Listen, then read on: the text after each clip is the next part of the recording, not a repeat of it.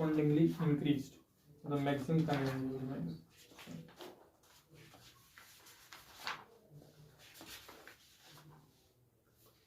अच्छा एक बात पूछना चाहता हूँ मैं तुम तुम इधर देखो गौरव सिंह, ये बताओ गौरव सिंह, आप बताएंगे, गौरव सिंह आप बताएंगे,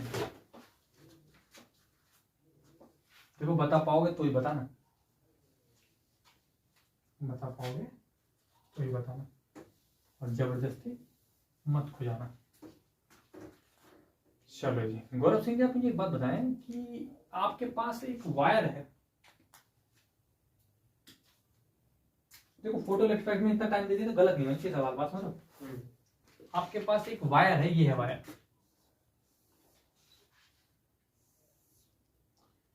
मेरे घर में भी एक तार है जिसकी मोटाई सेम है, मतलब फिजिक्स की भाषा में क्रॉस सेक्शन सेम है। वाह, मेरे घर का तार नहीं चल रहा है, दूसरे रंग का तार लेते हैं, ब्लू मार्कर है, ब्लू मार्कर नहीं मिल रहा, मार्कर तो अपने पास सब थे तो ये अपना ब्लू मार्कर, ये मेरे घर का तार है, क्रॉस सेक्शन सेम है, ठीक है। तो आप मुझे ये बताएं गौरव सिंह जी, ये खुले हुए हैं ना, बहुत देर से मार्कर इसलिए बंद हो रहे हैं, आप समझ में तो आ रहा करो। एक क्वेश्चन पूछूंगा, बता दे तू मुझे, आप ये बता दें गौरव सिंह जी, आपके तार में 1 इलेक्ट्रॉन चल रहा है और मेरे तार में 2 इलेक्ट्रॉन चल रहे हैं, रफ्तार इलेक्ट्रॉन की सेम है, तो बताओ किसके तार में धारा तेज जा रही होगी या बराबर जा रही होगी। मैं पूछना चाह रहा हूं कि क्या दोनों के तार में करंट बराबर जा रहा है, क्या मेरे तार में करंट ज्यादा है, क्या तुम्हारे तार में करंट ज्यादा है, मैं पूछना चाहता हूं, पूछता है भारत आपके साथ बताओ, रिपब्लिक भारत, बताओ चैनल नंबर 312, बताओ चाहो तो बता, आपके तार में ज्यादा होगा, मेरे तार में करंट ज्यादा होगा,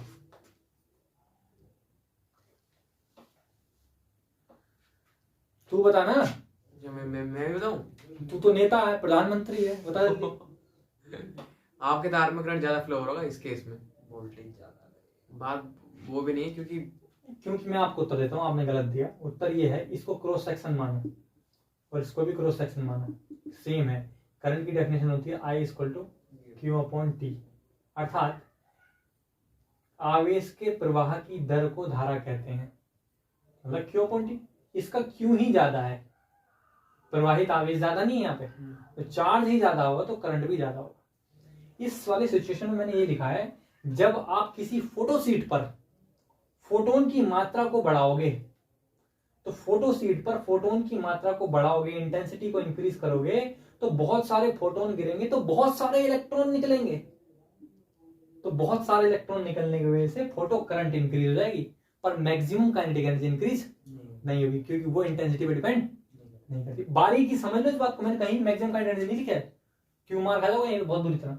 मैं लिखा है according to quantum principle when we increase the intensity of light that means we increase the number of number of photons in the beam, that means if the photon beam is increased, तो number of photon incident over the surface is also increased। जब बहुत सारे photon गिरेंगे तो बहुत सारे electron निकलेंगे, जो बहुत सारे इलेक्ट्रॉन निकलेंगे मतलब फोटो करंट इंक्रीज होगी, ना कि मैक्सिमम काइनेटिक एनर्जी। और इस सिचुएशन में मैक्सिमम काइनेटिक एनर्जी कांस्टेंट ही रहेगी, because of maximum kinetic energy depends on frequency 1/2 mv maximum square equal to h nu one की इंटेंसिटी आ रहा है क्या, गलत कर दोगे और ठीक से पढ़ लेना, नोट कर। आ जाओ न्यूमेरिकल में आओ, मैं खुद कंफ्यूज था, मैं वही क्लियर कर रहा था कंसेप्ट, अब क्लियर हो गया। आ जाओ न्यूमेरिकल दिखाता हूं तुम्हें कैसे आते हैं न्यूमेरिकल। न्यूमेरिकल पे आ जाओ,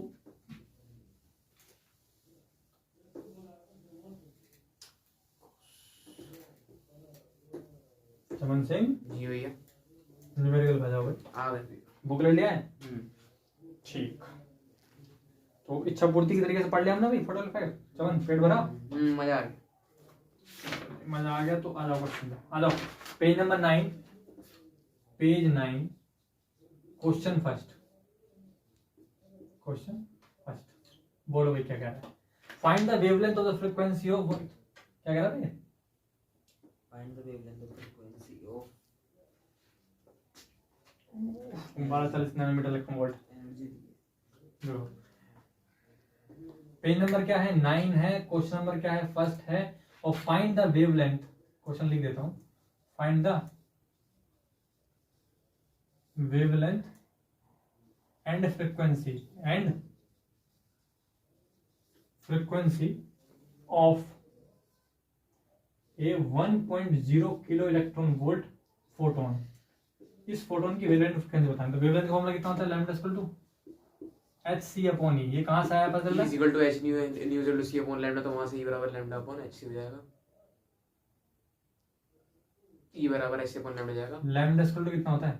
e बराबर h न्यू होता है, न्यू बराबर c अपॉन लैम्डा होता ओके है। ओके ओके, तुम्हारा कहने का मतलब ये है e equal to h nu होता है, h nu equal to nu equal to c upon lambda, c upon lambda, lambda equal to h upon c upon e। hc upon e। ठीक है, hc का मान हमें पता होना चाहिए 1240 nanometre nano electron volt.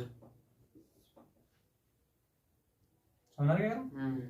Upon electron हो गया एनर्जी कितनी? 1.0 किलो इलेक्ट्रॉन वोल्ट। ठीक, अच्छा जी, 1 किलो में कितने? 1 किलो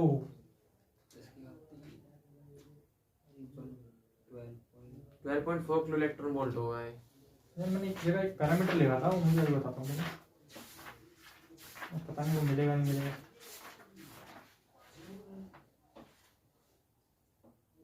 नैनो में पावर कितनी होती है? किलो में 3 प्लस के माइनस के प्लस की प्लस के 3 electron volt nanometre. Milli micro nano pico. इसकी वैल्यू ने एग्जैक्ट लिखी 12.4 लिख रखी है। 12.4 किलो इलेक्ट्रॉन वोल्ट, वो ताकि कट जाए पूरे। कितना है? एक ही तो है, कितना है? 12.4 एंगस्ट्रॉम। और क्या पूछा? फ्रीक्वेंसी पूछिए। न्यू इक्वल टू कितना होता है? c by lambda. c का मान कितना होता है? 3 गुना 8 अपॉन लैम्डा कितना है? 12.4 एंगस्ट्रॉम। कितना आ जाएगा? 2.42 × 10⁻14 हर्ट्ज। मोमेंटम पूछा है क्या? नहीं पूछा है मोमेंटम, अगला क्वेश्चन है। तो जो पढ़ देगा तो आ जाओगे नीचे पे। ये देखो नीचे जो क्वेश्चन है, द मीटर दिख रहा है सबसे नीचे, लास्ट वाला क्वेश्चन दिख रहा है। कौन से नंबर क्वेश्चन है बताओ पहले? 5 पक्का? क्वेश्चन नंबर 5 बोलो क्या कह रहा है? The meter in a photoelectric tube has a threshold wavelength. दे रखा है threshold wavelength lambda TH.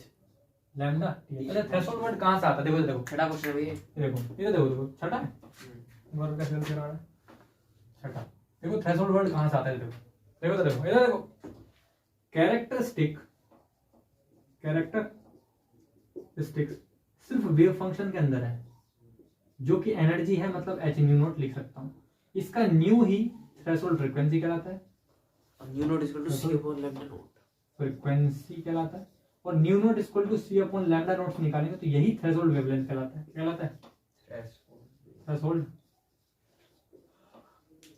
Wavelength कहलाता है। तो कहीं भी गुणा भाग करो, जुगाड़ बढ़ाओ, तो याद रखना तुम इसमें कहीं ना कहीं खुजा रहे हो। किसके साथ? वर्क फंक्शन के साथ। किसके साथ? ये वर्क फंक्शन होता है, work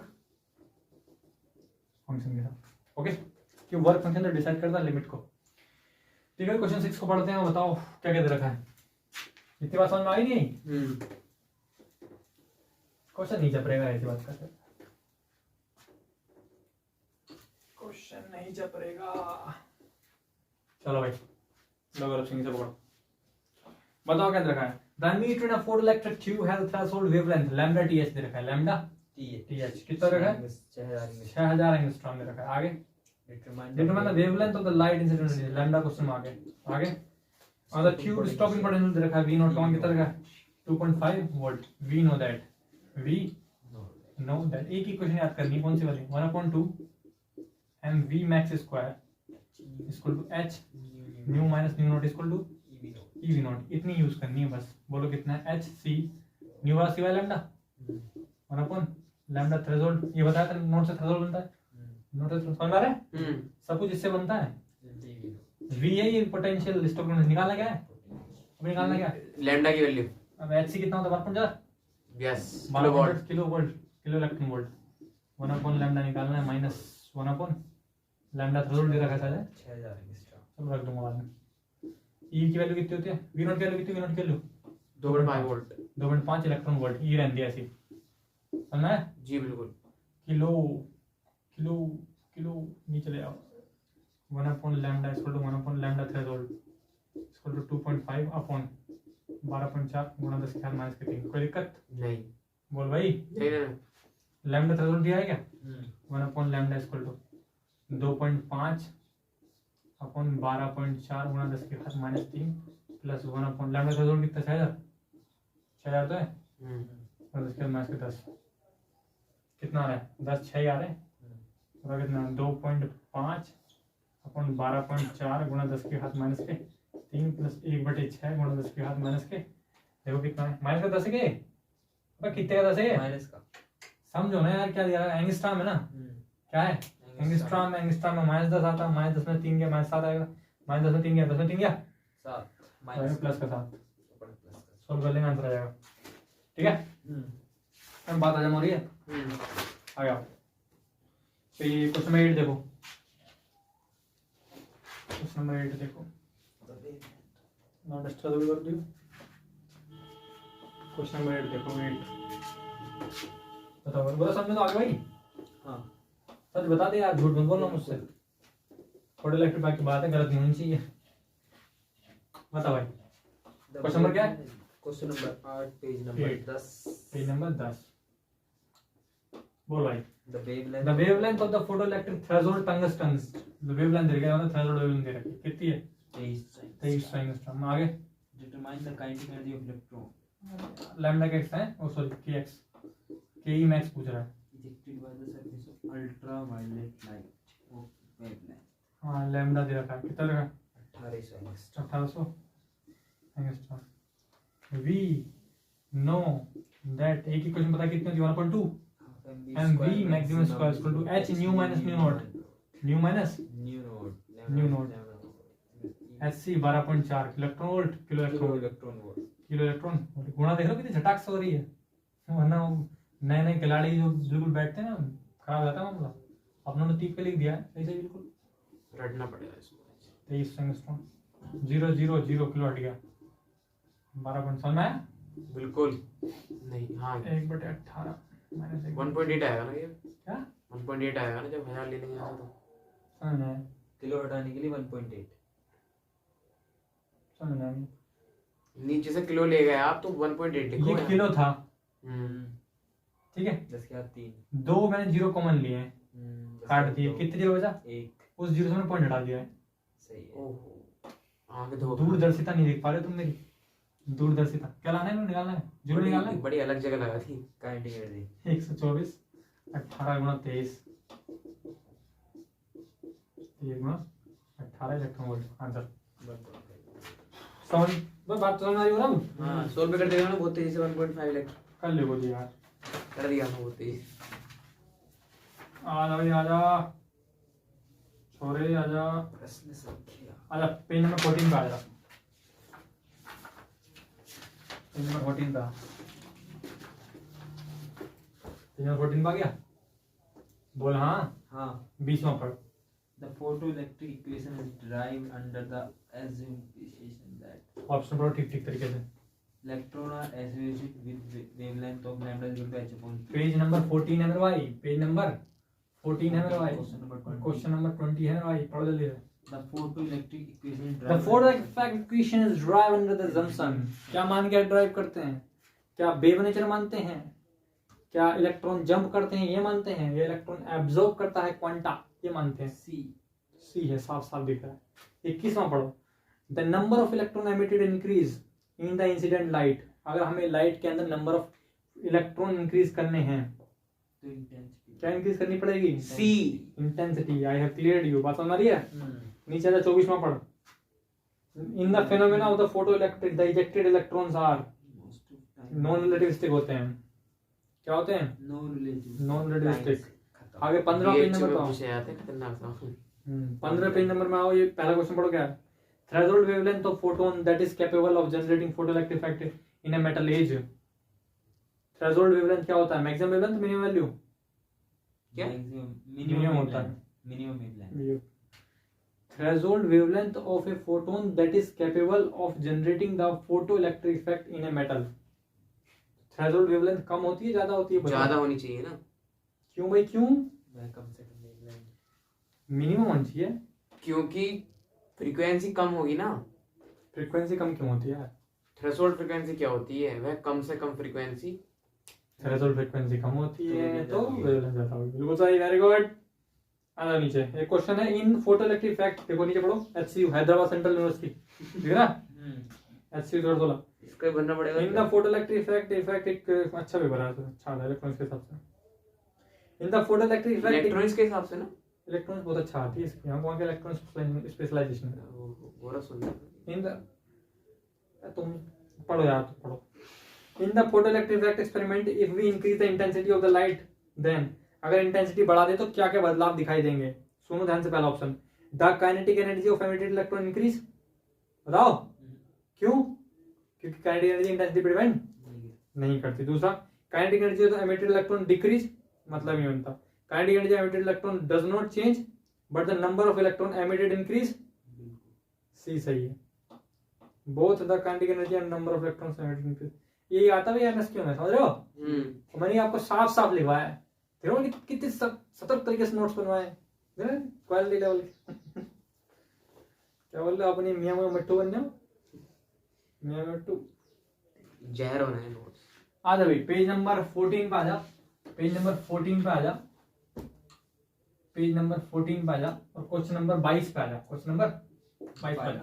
the photoelectric threshold of the metal, lambda threshold दे रखी है कितनी मेरा भाई, 3000 कर देगा मैंने, नहीं सब एक जैसे लगाए मुझे। ऐसे ही the kinetic energy of the electron the radiation is equal to wavelength, lambda equal to दे रखी है 1200 एंगस्ट्रॉम, काइनेटिक एनर्जी पूछ रहा है k max इक्वल टू कितना होगा, hc मैग्ना 1/λ माइनस 1/λ थ्रेशोल्ड, कर लोगे ना ये तो बिल्कुल खत्म है। तो आगे चलो, पेज नंबर 15 पर क्वेश्चन नंबर, ये जो है HCU 2012 का क्या नंबर है इसका, देखो photon with energy, page number 15 पर, पेज नंबर 15 पर, पेज नंबर 15 पर क्वेश्चन नंबर कौन सा है, 26। क्या कह रहा है, photons of the energy, energy दे रखी क्या, p ओमेगा E1 और दूसरे की एनर्जी क्या है, q omega, are incident on after anode of a metal having work function, ये गिरता है तो वहां वर्क फंक्शन फाई का मान जो है वो ओमेगा है, और दूसरे का हो गया वर्क फंक्शन फाई का मान भी यहाँ भी ओमेगा है, omega the ratio of respective velocities पूछ रहा है, बात समझ में आ रही है, ठीक, तो आसान। अब इधर देखो, मैं 2 मिनट खत्म कर दूं, कैसी बात कर रहा हूँ, देखो इधर देख देख देख देख देख, E1 equal to p omega है, वर्क फंक्शन ओमेगा है, by energy conservation law, energy conservation law, conservation law, photon जो एनर्जी देगा ना मेरे भाई, वही 2 जगह लगती है, कहाँ कहाँ, वर्क फंक्शन में प्लस काइनेटिक एनर्जी में, बात समझ में, फोटोन जो एनर्जी देगा ना मेरे भाई, फोटोन जो एनर्जी देगा ना मेरे भाई, वो 2 जगह लगती है, कहाँ कहाँ, वर्क फंक्शन में प्लस काइनेटिक एनर्जी, बात समझ में आई क्या। अच्छा जी, ये जो चीज है ये, इसको इक्वेशन फर्स्ट मानो, इसको इक्वेशन सेकंड मानो, 4 इक्वेशन फर्स्ट, 4 इक्वेशन फर्स्ट मानो, E1 ओमेगा क्या है ये, एनर्जी E1 का मान कितना, पी ओमेगा है, कितना है, p omega equal to omega plus kinetic, क्या है क्वेश्चन यार, बिल्कुल बच्चे जैसा, p minus 1 omega equal to kinetic energy 1, ये दूसरे का आ जाएगा, यही तो आएगा ना, पूछा क्या है, वेलोसिटी का रेशियो, डिवाइड कर दो, कट जाएगा, समझ आ रहा है, समझ में आया तो बता जल्दी से,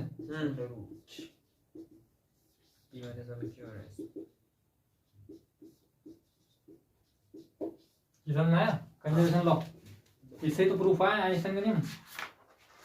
चले आगे, एक्सरे में, कॉम्पटन इफेक्ट में, कॉम्पटन इफेक्ट देके बड़ा मूड खराब हो गया। क्या हुआ? पहली बार क्वेश्चन आया था, वो नहीं आया कॉम्पटन इफेक्ट का, पता नहीं था क्या होगा, गौरव सिंह कैसी बात कर रहे हो, खतरनाक, पता नहीं सिंपल सा लग रहा था, हुआ ही नहीं वो। विलियम रोंजन, समझेंगे, बहुत फोटोइलेक्ट्रिक इफेक्ट पढ़ लिया, आप थोड़ा लपेटते हैं सिलेबस को, ज्यादा बारीकी से नहीं जाते हैं। देखो तुमने मेरी बात देखी, जितना डीप में पढ़ते हैं सवाल हल्के हो जाते हैं, क्या बोल रहे, हल्का ही था। हैशटैग एक्सरे, कौन सा रे, x ray, William Roentgen, this was discovered by Sir William Rongen. Sir William Rongen. And he was awarded by Nobel Prize for his beautiful discovery when a electron beam सबसे पहले नहीं मिला था क्या भैया?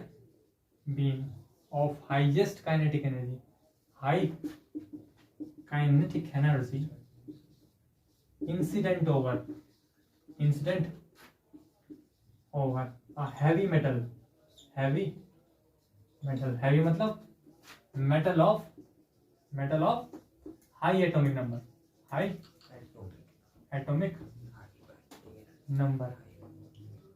then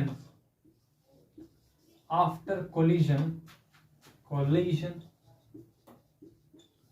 the electron from the metal target usually हम tungsten लेते हैं the radiation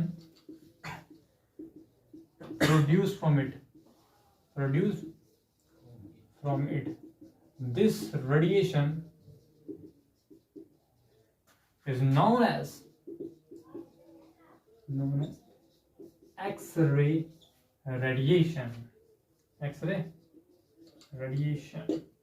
Is it clear to you? It can be of two types. Number one, hard X-ray. कौन सा X-ray? Hard X-ray. और number two, soft X-ray. This classification is on the basis of penetration power. किसके base पर? penetration power के base पर classification है which have high penetration power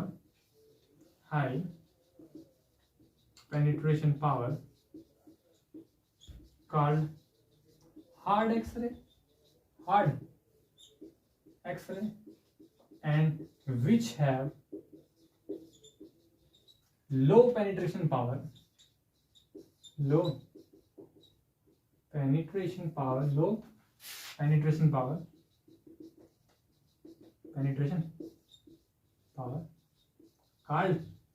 called soft X-ray.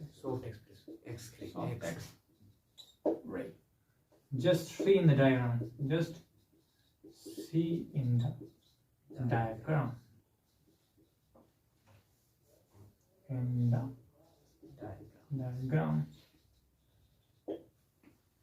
Understand? इस theory को पढ़ेंगे और समझेंगे. इसमें लिखा है when the electron beam of high kinetic energy incident over the metal of the high atomic number, then after collision the radiation emitted from the metal surface, this radiation is known as X-ray radiation. समझते हैं कैसे produce होती हैं. और diagram के लिए हम red colour की ट्यूब का यूज करेंगे क्योंकि सभी अपने घर की ट्यूब है. तो अपने पास ये आपके रेड कलर की ट्यूब आ गई ऐसे. ठीक, ट्यूब ऐसे ली जाए. हाय बहुत कैलकुलेटर है. There is a reason why I can't. ठीक, मुझे एक्सरे को प्रोड्यूस किस दिशा में करना है? उधर की तरफ निकालना है. किधर उधर की तरफ किधर भी निकाल दो भैया, बोर्ड से बाहर नहीं जाने की. नहीं, मैं सोच रहा कि निकालना बोर्ड से बाहर नहीं जाने की ना. इधर गौरव तो किधर पसंद करेगा? इधर से इधर या उधर से इधर? इधर से उधर. ठीक है, ये ट्यूब है आपकी इस तरीके से. ध्यान से देखते रहिए भैया. मैं देखता रहिए कहीं बाहर ना निकल जाए. ठीक है, तुम्हारी किताब में डायग्राम है ना? मैं किताब से अलग ही पढ़ा रहा हूँ. जो मेरे मुंह में आ रहा है वही चल रहा है. ज्यादा फुलों में चला गंदा डायग्राम है इसका. सिर को ऊपर से बाउंस हो गया. इधर देखो. ठीक है, तो यहाँ पर आपका कैथोड है। क्या ये, क्या नाम है इसका? कैथोड। ये है आपका एनोड। ये आपका, ये देखो भाई गौरव सिंह, ये देखो ये है एनोड। क्या है बताओ भाई, क्या है? एनोड। एनोड। ANOD anode. यहाँ पर हमें ये है, आपको चाहिए हाई, ये टंगस्टन का है। किसका? TUNGST, tungsten. High atomic number metal. कोई दिक्कत? मेरे बोलो भाई। ना।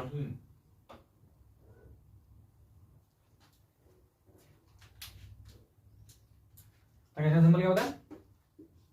W।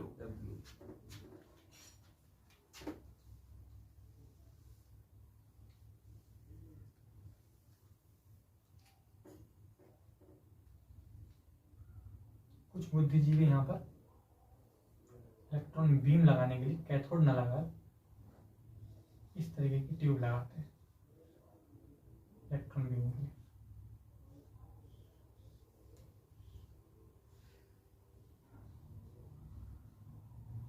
ठीक है, cathode ray tube, cathode ray tube. और यहाँ से जो इलेक्ट्रॉन निकलेंगे वो सीधे जाएं, इसके लिए यहाँ पर ग्रिड लगा देते हैं।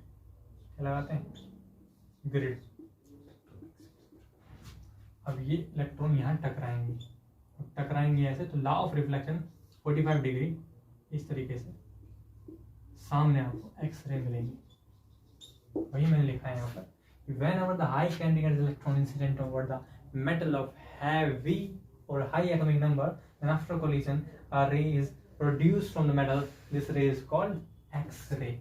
ठीक है, इस डायग्राम को अच्छे से बनाने की कोशिश करेंगे। ये वोल्टेज देने पर, ये जस्ट एक अप्रोक्सीमेटली डायग्राम बताया मैंने। कैथोड एनोड लिखा है, तो कैथोड रे ट्यूब लेंगे। कैथोड रे ट्यूब से कैथोड रे निकलेंगे, मतलब इलेक्ट्रॉन की रेज निकलेंगे और वो इस मेटल सरफेस से टकराएंगे। अब आपको पता करना पड़ेगा कि कितने टाइप की होती हैं एक्सरे। कितने टाइप की होती है? 2 टाइप। क्या क्या नाम होता है? Continuous and characteristics. Okay, very good very good.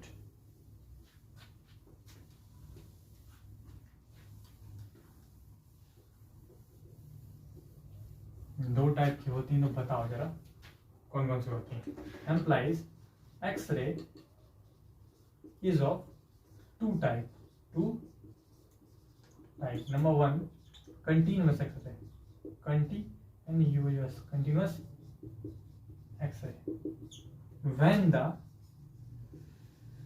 projected electron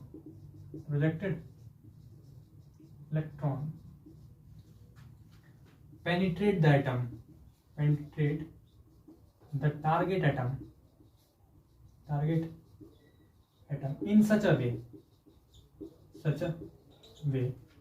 that it deaccelerate, deaccelerate under the gradient potential of the nucleus, then according to Maxwell electromagnetic theory, electromagnetic theory, when any charged particle accelerate or deaccelerate,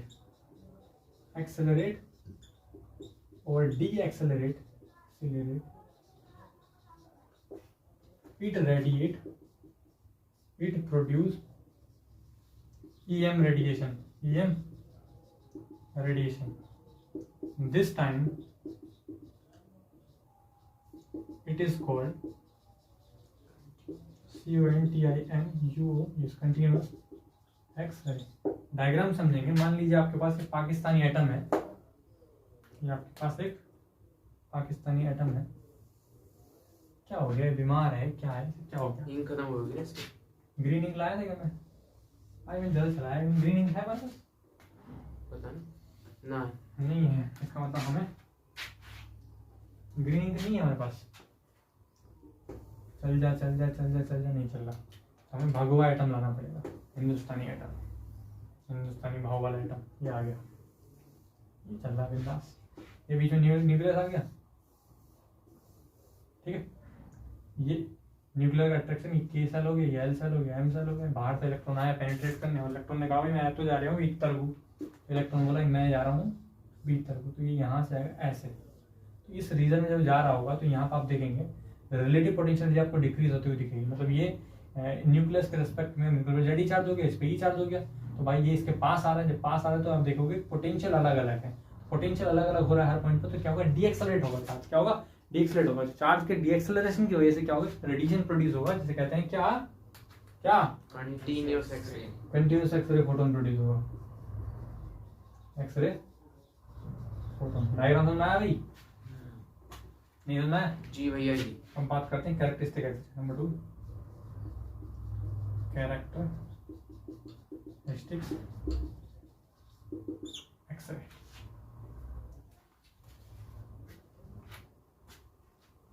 अगर ये colour तुम्हें अच्छा नहीं लग रहा है ना अच्छा लगा, तो तुम अगले वाले आइटम को दूसरे कलर का लेंगे। कैरेक्टरिस्टिक एक्सरे में क्या करना है, when the incident electron collides with the electron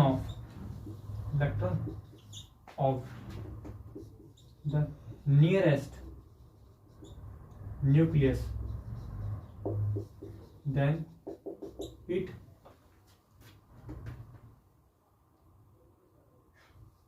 eject that electron, it displaces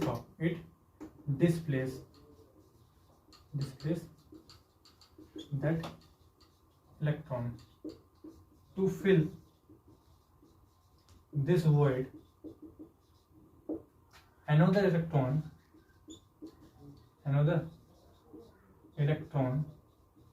from higher energy level,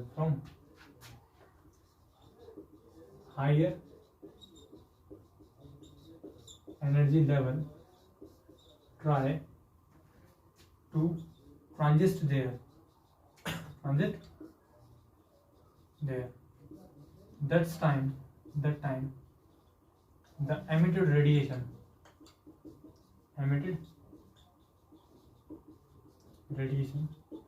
is called characteristic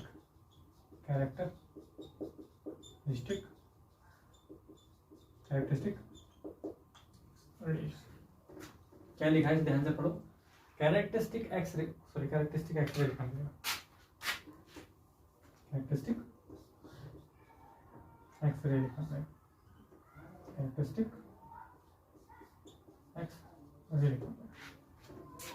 इसमें नहीं लिखा है। कैरेक्टरिस्टिक एक्सरे किसे कहते हैं, when the incident electron collide with the electron of the nearest nucleus, अगर नाभिक के सबसे समीपवर्ती इलेक्ट्रॉन के साथ टकराए nearest nucleus, then it displace the electron, तब वो उस इलेक्ट्रॉन को डिस्प्लेस कर देता है। टू फिल द वॉइड, तो उस खाली जगह को भरने के लिए another electron from higher energy level, दूसरा इलेक्ट्रॉन उच्च ऊर्जा स्तर से ट्राई टू ट्रांजिट देयर, वहां आने की कोशिश करता है। Then the time the emitted radiation, उस दौरान जो रेडिएशन एमिट होता है, इसका कैरेक्टरिस्टिक एक्सरे क्या कहलाता है, कैरेक्टरिस्टिक एक्सरे कहलाता है। इसको इस डायग्राम से समझेंगे। मान लीजिए आपके पास ये नीले कलर का एक एटम है, ये वाह, ये न्यूक्लियस और ये K shell, L shell, M shell, KLMM, red colour का फोटोन आएगा, ये जी आ गया इस तरीके से, या चुपचाप बैठे हुए ब्लैक कलर के इलेक्ट्रॉन से टकराएगा। ओए फोटोन नहीं, कौन आना है यहाँ पे, इलेक्ट्रॉन तो आएगा। टारगेट पे क्या डालते हैं, टंगस्टन है भाई, इलेक्ट्रॉन बीम आ रही है, क्या कर रहे हो तुम लोग, फोटो तो बाहर निकले क्या, फोटो लेके तो बाहर निकले क्या, अभी तो कब के निकले, गए ना थे तुम अंदर। तो ये से टकराएगा, ये टकराने के बाद ये इसको निकाल देगा बाहर, इसको बाहर निकाल देगा, ठीक है, बात समझ। अब क्या होगा, ऊपर वाले एनर्जी लेवल पे एक सूचना पहुंचेगी, बोले नीचे की वैकेंसी खाली है, फार्म भर दो। नीचे की वैकेंसी खाली है, फार्म भर दो। ट्रांजिशन नीचे की तरफ होगा, बात समझ नहीं? ट्रांजिशन को हम दूसरे कलर से दिखाते हैं। बहुत रंग है अपने पास अब। ओह ये तो खत्म, इसको बंद ही कर दो यार, लो पाकिस्तान की वेट डाउन हो गई। पाकिस्तानी बैटरी डाउन हो गए, कह रहा। तो ये हायर एनर्जी लेवल का इलेक्ट्रॉन, देखो इधर हायर एनर्जी लेवल का ये जो इलेक्ट्रॉन है, ये इसमें ट्रांजिशन करेगा। जब इसमें इधर देख ले, जब ये इलेक्ट्रॉन आगे निकल के तो खाली हुआ, जब खाली हुआ तो ये वाला इसमें ट्रांजिशन करेगा, करेगा ट्रांजिशन। जब ये वाला इसमें ट्रांजिशन करेगा, जब ऊपर वाला इलेक्ट्रॉन कौन सा सेल का है, एल का, कौन सा सेल का है, एल सेल का, कहाँ पे आएगा, के में, के सेल पे। कहाँ पे आएगा, के सेल के सेल में। तो के सेल में आएगा तो यहाँ से इस ट्रांजिशन में से फोटोन निकलेगा, किसे कहते हैं, कैरेक्टरिस्टिक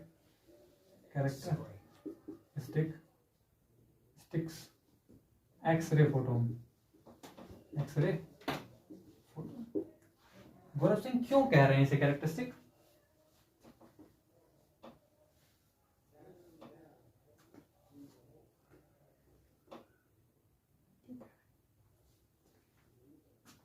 क्यों कह रहे हैं? अगर यहां से इस पर आए तो निकलने वाला रेडिएशन के अल्फा कहलाएगा। क्या कहलाएगा? क्या कहलाएगा? के अल्फा। अगर यहां से आए तो कहलाएगा के बीटा, यहां से आए तो के गामा। पढ़ा नहीं क्या उसमें? किसमें? बोहर मॉडल में। बात समझ में आ रही है? कुल के सेल में आएगा नियरेस्ट ऑर्बिट। ठीक है, इतनी बात समझ आई? ठीक। हाँ, कैरेक्टरिस्टिक क्यों कहते हैं? कैरेक्टरिस्टिक यूं कहते हैं क्योंकि ये इलेक्ट्रॉन जो है, ये इलेक्ट्रॉन नीचे की तरफ जब आता है तो कितना रेडिएशन एमिट करेगा, वो सोचने वाली बात है। जरा विचार करके देखें। मैंने एक इलेक्ट्रॉन से कहा कि आप यहां हो, कौन से सेल में? एन सेल में। जरा जुगाड़ बढ़ाओ, 1/4 pi epsilon naught Z e into e upon distance r square. आगे माइनस, जब वो नीचे सेल में होगा तो कितना आएगा? 1/4 pi epsilon naught Z e into e upon distance. ऊपर वाला एन सेल था, एन, अब क्या एल सेल पर के में आ गया, तो के में आ गया ना, आर के स्क्वायर कॉमन लो। इतना एनर्जी रेडिएट करेगा एच के फॉर्म में, समझ आ रही है? 1/4 pi epsilon naught Z E square 1/r n square minus 1/r के स्क्वायर। समझ रही बात? निकलने वाला रेडिएशन की फ्रीक्वेंसी एच न्यू डिपेंड कर रही है एटॉमिक नंबर पर। किस पर? नंबर पर। इसका मतलब रेडिएशन जो एमिट होगा वो बहुत ज्यादा फ्रीक्वेंसी का होगा कंपैरेटिवली अगर तुम थोड़ी हैवी मेटल का एटॉमिक नंबर लो। बात समझ में आ रही है? नहीं आ रही? इसीलिए इसे कैरेक्टरिस्टिक कहते हैं, क्योंकि न्यूक्लियस ही तो खींच रहा है भाई। ओवरऑल क्या दिखाया जा रहा है? न्यूक्लियस खींच रहा है। जितना हैवी न्यूक्लियस होगा उतनी तेजी से खींचेगा। बात समझ में? अलग अलग मेटल से प्राप्त होने वाली कैरेक्टरिस्टिक एक्सरे, अलग अलग मेटल से प्राप्त होने वाली कैरेक्टरिस्टिक एक्सरे की के अल्फा, के बीटा, के गामा लाइंस को स्टडी करा था मोजले ने। किसने कहा था? मोजले ने। तो मोजले लोगों में यही बता दे रहा हूं। क्या होता है? मोजले लोग क्या होता है पता है? नहीं पता? Z proportion to under root nu minus P. लो इसे पकड़ो, हैशटैग मोजले लो, MOSLEY मोजले लो। Sir Moseley study the characteristic x ray of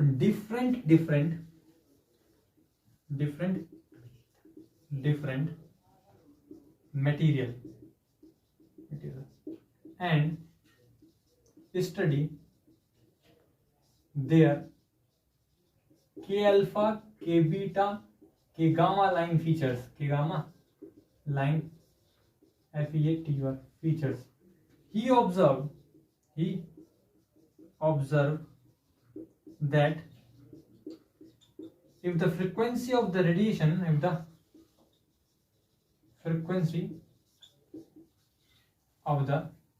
X-ray radiation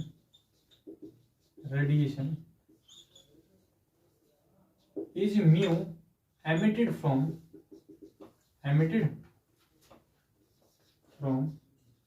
capital Z atomic number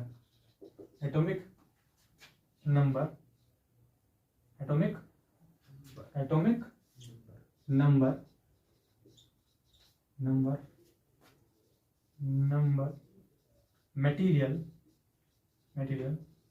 then it satisfy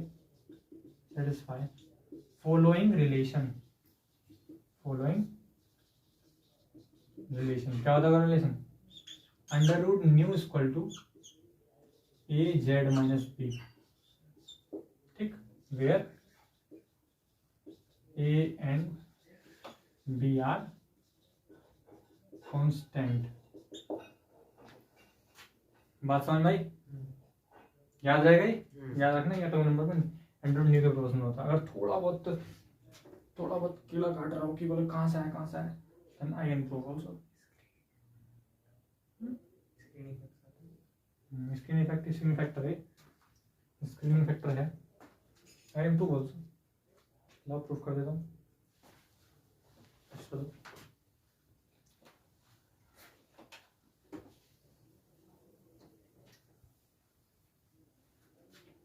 नहीं ले रहा हूँ हैशटैग, थोड़ा हिंट डालो ऑप्शन, तो सोच भी लूंगा कि कैसे प्रूफ करना है ना, बिना सोचे प्रूफ करने गलत हो जाता है।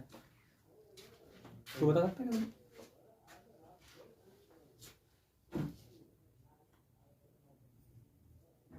बता सकता है? बता दे। ब्लैक वाली इंक कहाँ है? इंक खोदी तुमने? इतनी सारी रखी तो है यार ये, अभी दोनों रखी तो है इतनी सारी, बंद है, वो भी रखी दो, बंद है, तीन और रखी ऊपर, अरे बंद है, सब बंद है। ये स्क्रीनिंग फैक्टर होता है, सही बोल रहा है, ये स्क्रीनिंग फैक्टर होता है अभी, गौरव सही बोल रहा है, कभी कभी बोलता है सही, ज्यादातर तो ये बोलता ही नहीं है। गाय अपने आप को खुद गाय घोषित करने की कोई तुला पड़ा है, लेकिन है नहीं। गौरव समझ मारी भाई, अभी कॉन्टेक्ट सुनना होगा इसलिए, जिस दिन पेपर में हो जाएगा लगे क्या पढ़ा दिया। साईं बाबा उस दिन से हो जाएगी। हाँ, जिस दिन साईं बाबा आ गए सब कर्म कर देंगे। Max bone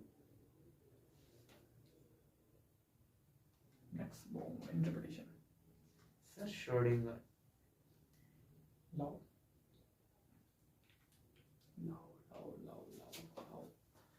hashtag derivation DERIVATI derivation of Mosley equation. Mosley equation कैसे? We know that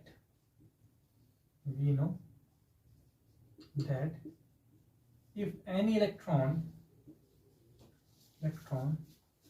is in nth cell, then its energy will be कितनी एनर्जी होती है एन सेल में बताओ? En इक्वल टू बराबर कितनी होती है? माइनस के RH upon n square, Z square होता है। बात समझ में? If electron transits from N2 energy level to N1 energy level, then E1 is equal to minus k RH square upon N1 square, comma E2 is equal to minus k RSC Z square upon N2 square. The energy difference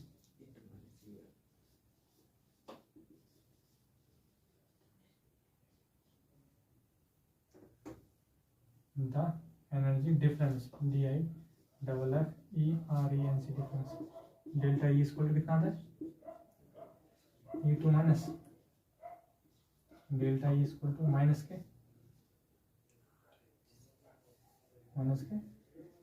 are S C upon N two square minus K plus R S C upon N one square कितना है, sorry Z भी चल रहा है ना, Z square कितना आ गया R H C Z square upon plus वाला पहले ले लिया one upon n1 square N one square minus 1 upon n2 N two square, but due to the effect of orbital electron, the transition will affect by screening parameter लेंगे तो कितना आएगा, delta E equal to R H C Z minus B का whole square one upon N one square minus one upon N two square, ठीक है। Delta equal to कितना होता है, H nu equal to R H C Z minus B का whole square into one upon N one square minus K N two square, ठीक है। If the transition इतना समझ आई, दिख रहा होगा आंसर, दिख रहा है, नहीं दिख रहा है, दिख गया h से h कटी, एच से एच कैंसिल हो गया। अब मान लो के अल्फा लाइन को स्टडी कर रहे हैं, किसे कर रहे हैं के अल्फा लाइन को, follow implies if we are studying studying k alpha lines, ये k lines सीरीज ऐसी आ रही है, सीरीज का मतलब क्या होता है k alpha k beta k gamma, तो इसमें क्या होते हैं, इन सब में n2 तो कुछ भी हो सकता है लेकिन आपका n1 फिक्स होता है, क्या होगा 1 होगा। h न्यू इक्वल टू कितना था R H C Z minus B का whole square one upon N one तो फिक्स है one square minus N two fix नहीं वन अपॉन एन, सही है। एच से एच तो कैंसिल हो गया था, न्यू इक्वल टू माइनस के आर सी Z minus b whole square upon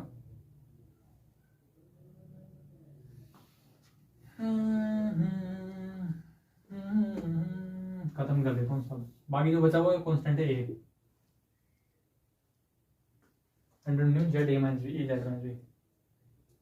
चलो बताओ कितना बचा, पहले बताओ कितना बचा, बताओ एच तो कट गया, कितना है आर सी जेड माइनस बी का whole square into one minus one upon N, taking root of both side, taking root of both sides, कितना है under root nu equal to under root R C one minus one upon N into Z minus B implies under root nu equal to A Z minus B where is also constant, also ठीक। Moseley ने atomic number की खोज करी थी, ठीक, खोज इसी प्रकार से करी जैसे कि नाम से स्पष्ट है 1913 नहीं 1913 एक्सरे की खोज के लिए नोबेल प्राइज मिला, पहला नोबेल प्राइज 1895 लिखा उसमें, 1800 की जवानी बात होगी पक्का, 1895 में लिखा 1895 1913 में क्या हुआ था, मिलीगन का प्रयोग था शायद, जैसे कि नाम से स्पष्ट है कि वो पुरानी जमाने की बात थी, बता किया जा रहा था। हाँ, उस जमाने में उन्होंने एक्सरे को प्रोड्यूस किया था, फिर एक्सरे की कैरेक्टरिस्टिक को स्टडी कर रहे थे, एक्सरे के अल्फा के बीटा स्टडी को हम कर रहे थे मोज़ले, तो मोज़ले ने क्या करा, एक्सपेरिमेंटल डेटा था पार्टिकल के बिहेवियर का जो उन्होंने दिया था सीरीज, किन्होंने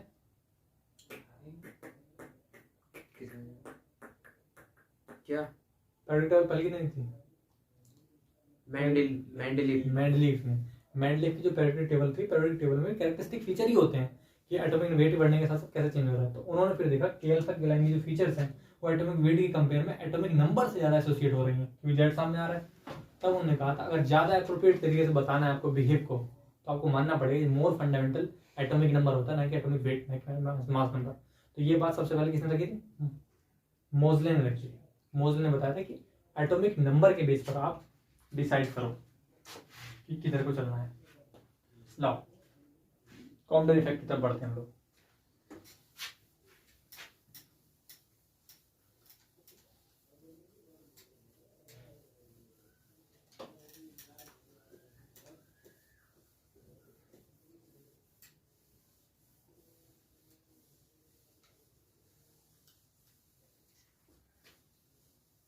कॉम्पटन इफेक्ट की तरफ चलते हैं। Okay lodestar. Okay hashtag Compton effect.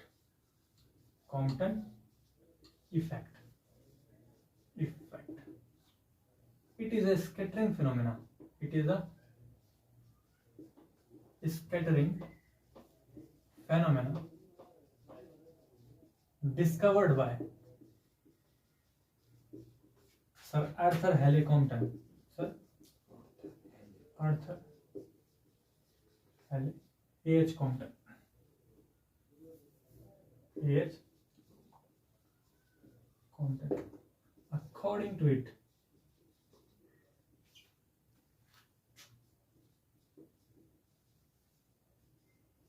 when a photon interact with the outermost electron of a light nuclei, when a photon interact or collide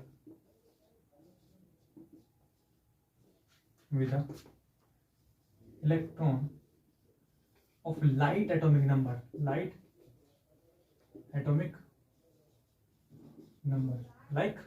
example होता है carbon, then it is scattered and with higher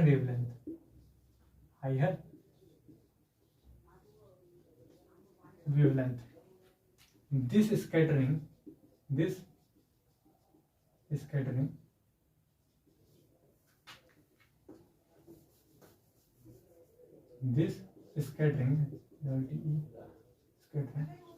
is known as Compton spectrum. Is known as Compton spectrum. Let we have a target nuclei. Let we have a target electron which is isolated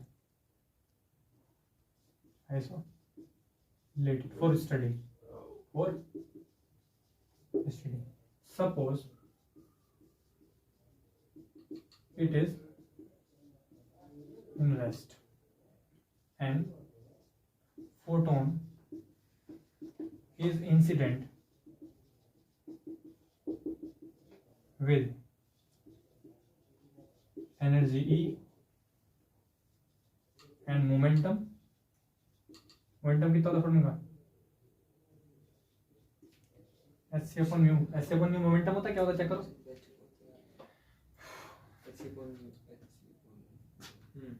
momentum होता है h/μ momentum है, क्या है new का क्या होता है cy lambda ऊपर चला गया h इंटू लैम्डा। अच्छा लैम्डा कितना होता है h/p। नहीं मोमेंटम नहीं होता है। तो मोमेंटम को किससे डिनोट करते हैं?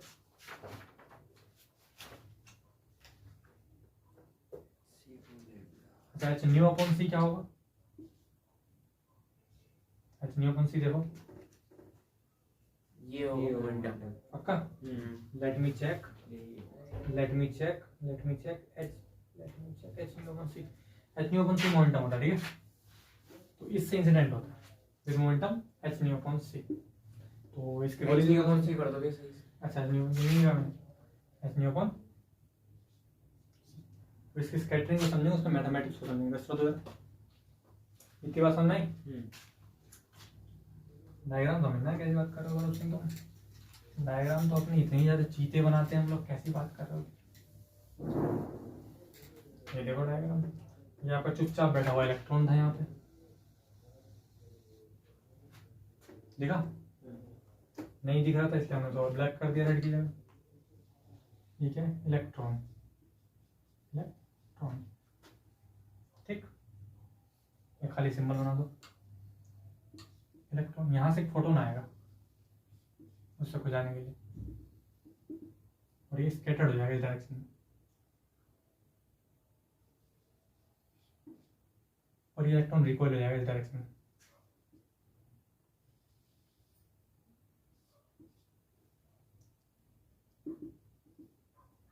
मैथमेटिकल एनालिसिस देखना है इसका। इसकी एनर्जी जो आ रहा था उसकी एनर्जी थी एच न्यू, मोमेंटम था एच न्यू अपॉन सी, तो कोऑर्डिनेट एनर्जी और मोमेंटम का है। एनर्जी चेंज हो गई तो एच न्यू डैश हो गया, मोमेंटम हो गया एच न्यू डैश अपॉन सी। रेस्ट में था यहाँ, तो यहाँ पे इसकी वैल्यू एनर्जी कितनी होगी एम सी स्क्वायर, मोमेंटम था m into v, non relativistic है, ठीक है। ठीक, अच्छा जी, तो कंजर्वेशन को लगाते हैं, एनर्जी और मोमेंटम कंजर्वेशन को देखते हैं कितना आता है। तो मेरा भाई ये इस दिशा में इन दोनों में से वेक्टर को नहीं बताओ, वेक्टर होता है मोमेंटम, एनर्जी में मोमेंटम कंपोनेंट टूटेंगे, इस डायरेक्शन में मोमेंटम कंपोनेंट आएगा एच न्यू डैश अपॉन सी कोस फाई, और वर्टिकल में आएगा एच न्यू डैश अपॉन सी